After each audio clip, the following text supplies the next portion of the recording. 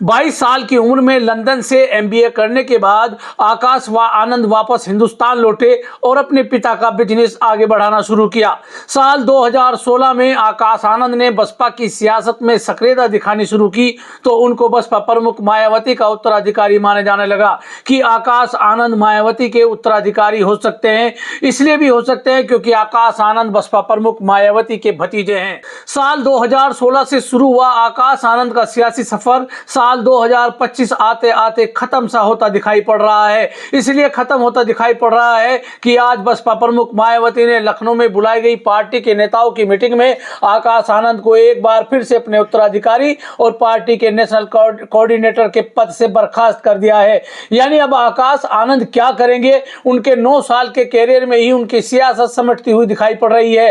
हालांकि राजनीतिक सूत्रों का कहना है कि अब आकाश आनंद कहीं ना कहीं आजाद समाज पार्टी के प्रमुख और नगीना से सांसद चंद्रशेखर आजाद से भी हाथ मिला सकते हैं। यह खबर कितनी सच है तो ये तो आने वाले वक्त में पता लगेगा। लेकिन यह भी राजनीतिक जानकारों का कहना है कि अगर आकाश आनंद और चंद्रशेखर आजाद, चूंकि दोनों आक्रामक शैली के नेता हैं, ये दोनों अगर हाथ मिला लेते हैं तो कहीं ना कहीं उत्तर प्रदेश की सियासत में बसपा के लिए संकट जरूर पैदा कर सकते हैं। तो आकाश आनंद अब पार्टी से हटा दिए जाने के बाद क्या करेंगे? क्या वो अपने ससुर डॉक्टर अशोक सिद्धार्थ के साथ नया राजनीतिक मंच बनाएंगे या आकाश आनंद चंद्रशेखर के साथ हाथ मिलाकर यूपी की सियासत में एक अहम भूमिका निभाएंगे? ये तो आने वाले वक्त में पता चलेगा। मैं राशिद अली हूं और रोजाना की तरह आपके लिए फिर से एक अपडेट लेकर के आया हूं। आपसे अनुरोध है कि आपने अगर अभी तक खोजी न्यूज चैनल को सब्सक्राइब नहीं किया है तो कृपया सब्सक्राइब कर लें और कमेंट बॉक्स में कमेंट करके जरूर बताएं आपको हमारी ये वीडियो कैसी लगी। दरअसल बसपा प्रमुख मायावती ने आज उत्तर प्रदेश की राजधानी लखनऊ में बसपा के देश भर के तमाम नेताओं की बैठक बुलाई थी। बसपा की इस बैठक में बड़े बड़े नेता मौजूद थे। तब सोशल मीडिया पर एक पोस्ट आती है, बहुजन समाज पार्टी की तरफ से पोस्ट आती है और उस पर लिख दिया जाता है कि आकाश आनंद को बसपा प्रमुख मायावती ने अपने उत्तराधिकारी और नेशनल कोऑर्डिनेटर के पद से हटा दिया है। इस खबर के बाद राजनीतिक हलकों में चर्चा होने लगी कि आकाश आनंद का अब क्या होगा। दरअसल सबसे पहले तो हम आपको बताएंगे कि आकाश आनंद कौन है। साल 1995 में बसपा प्रमुख मायावती के भाई आनंद कुमार के घर में एक बेटे ने जन्म लिया जिसका नाम रखा गया आकाश आनंद। आकाश आनंद की प्रारंभिक शिक्षा नोएडा और गुरुग्राम से हुई, लेकिन उसके बाद वो लंदन में पढ़ने चले गए। लंदन से एमबीए करके वापस लौटे तो उन्होंने अपने पिता का बिजनेस बढ़ाना शुरू कर दिया। इसी के साथ साथ उनके मन में राजनीतिक दिलचस्पी भी पैदा हुई। यानी वो अपनी बुआ मायावती को जब देखते थे तो उनके भी मन में भी इच्छा थी कि वो सियासत में अपना दांव जरूर आजमाएंगे। इसी के साथ ही साल 2016 से आकाश आनंद अपनी बुआ बसपा प्रमुख मायावती के साथ मंच पर नजर आने लगे। राजनीति में सक्रिय होने के बाद आकाश आनंद ने धीरे धीरे बसपा में अपनी पेड़ बढ़ाना शुरू कर दी। आकाश आनंद बसपा को डिजिटल प्लेटफॉर्म की तरफ भी लाने में सक्रिय हो गए। यानी उन्होंने अपनी बुआ बसपा प्रमुख मायावती का तब ट्विटर हैंडल पर अकाउंट बनाया। यानी सोशल मीडिया से जिस तरह से मायावती दूर रहती थी, उन्होंने सोशल मीडिया पर मायावती को एक्टिव किया और उनको कई डिजिटल प्लेटफॉर्म पर उनकी आईडी बनाई। यानी अब बसपा प्रमुख जब भी कोई बयान जारी करती थी, बसपा प्रमुख की तरफ से जब भी कोई आदेश जारी होता था तो वो सोशल मीडिया पर के जरिए ही जारी होता था। सफेद शर्ट और नीली पैंट पहनकर गले में बसपा का पटका डालकर आकाश आनंद जब बहुजन समाज पार्टी की रैलियों के मंच पर जाते थे तो युवाओं में एक जोश अलग ही दिखाई पड़ता था।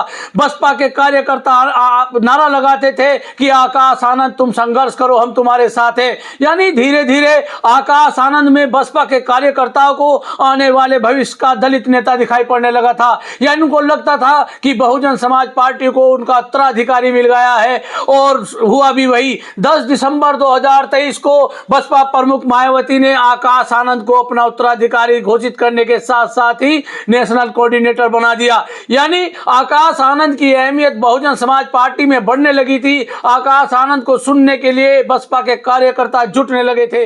जब साल 2024 का लोकसभा का चुनाव आया तो आकाश आनंद ने अपने आप को आक्रामक शैली के भाषण देने के लिए पूरी तरह से तैयार कर लिया था। मंच पर वो जब जाते थे तो आक्रामक रूप से विपक्ष पर निशाना साधते थे, यानी वो भारतीय जनता पार्टी पर ज्यादा हमलावर रहते थे। लेकिन जब 7 मई को उत्तर प्रदेश के सीतापुर के कॉलेज में आकाश आनंद ने भारतीय जनता पार्टी को लेकर तीखा वार किया तो बहुजन समाज पार्टी की मुखिया मायावती ने उनको उसी दिन अपने उत्तराधिकारी और नेशनल कोऑर्डिनेटर के पद से हटा दिया। यानी बसपा प्रमुख को आकाश आनंद की आक्रामक कार्यशैली सही नहीं लगी और इसके साथ इन्होंने कहा था कि अभी आकाश आनंद अयोग्य है, इसलिए उनको उन्होंने अपने उत्तराधिकारी और पार्टी के नेशनल कोऑर्डिनेटर के पद से हटा दिया है। हालांकि ठीक 47 दिन बाद 23 जून 2024 को बसपा प्रमुख मायावती ने अपने भतीजे आकाश आनंद को फिर से अपना उत्तराधिकारी और पार्टी का नेशनल कोऑर्डिनेटर घोषित कर दिया था। यानी एक तरह से आकाश आनंद की बसपा की सक्रिय सियासत में फिर से वापसी हो गई थी और आकाश आनंद दिल्ली और हरियाणा के विधानसभा चुनाव में सक्रिय रूप से दिखाई भी पड़े। आकाश आनंद की शादी साल 2023 में बसपा के दिग्गज नेता डॉक्टर अशोक सिद्धार्थ की बेटी डॉक्टर प्रज्ञा से हुई थी। डॉक्टर अशोक सिद्धार्थ बहुजन समाज पार्टी के बड़े चेहरे थे।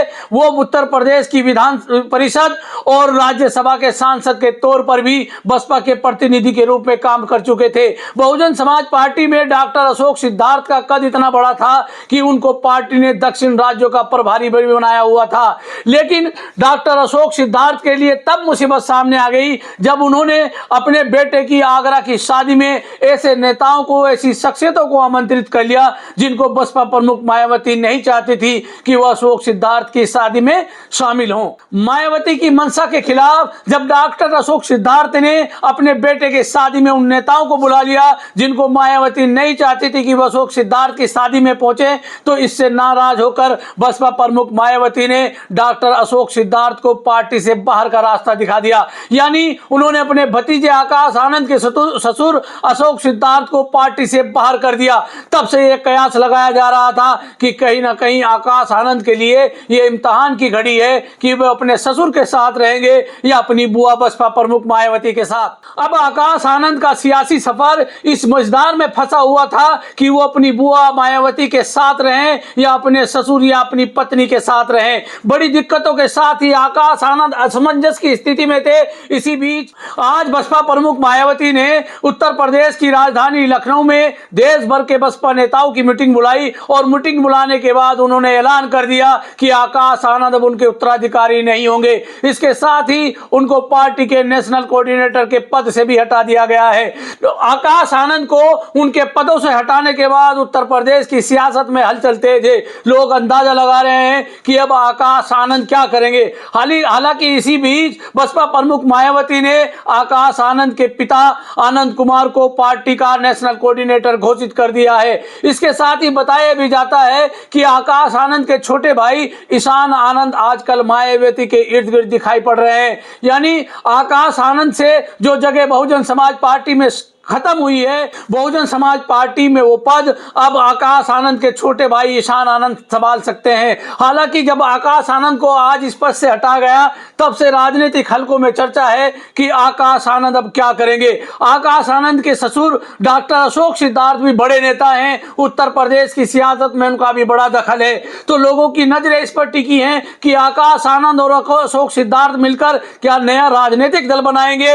लोग बसपा से जुड़े हुए, बसपा को समझने और जानने वाले कुछ नेता ये भी कह रहे हैं कि हो सकता है भविष्य में आक्रामक शैली के आकाश आनंद अब अपने ही समाज के दलित नेता नगीना से सांसद और उन्हीं की तरह आक्रामक शैली में राजनीति करने के पक्षधर नगीने से सांसद चंद्रशेखर आजाद के साथ भी मिलकर भीम आजाद समाज पार्टी को मजबूत करने का काम कर सकते हैं। तो ये तो भविष्य के गर्त में है कि चंद्रशेखर आजाद और आकाश आनंद मिलते हैं या नहीं, या मायावती अपने भतीजे आकाश आनंद की गलती को माफ करके फिर से उनकी बसपा में सक्रियता वापस करने के लिए काम करने को कहेंगी, या अशोक सिद्धार्थ की भी बसपा में वापसी होगी, या कोई एक नया राजनीतिक दल बनेगा। ये तो आने वाले समय में पता लगेगा। लेकिन आज आकाश आनंद की बसपा से रुखसती ये तय कर देती है कि जरूर बसपा में कुछ बड़ा होने वाला है।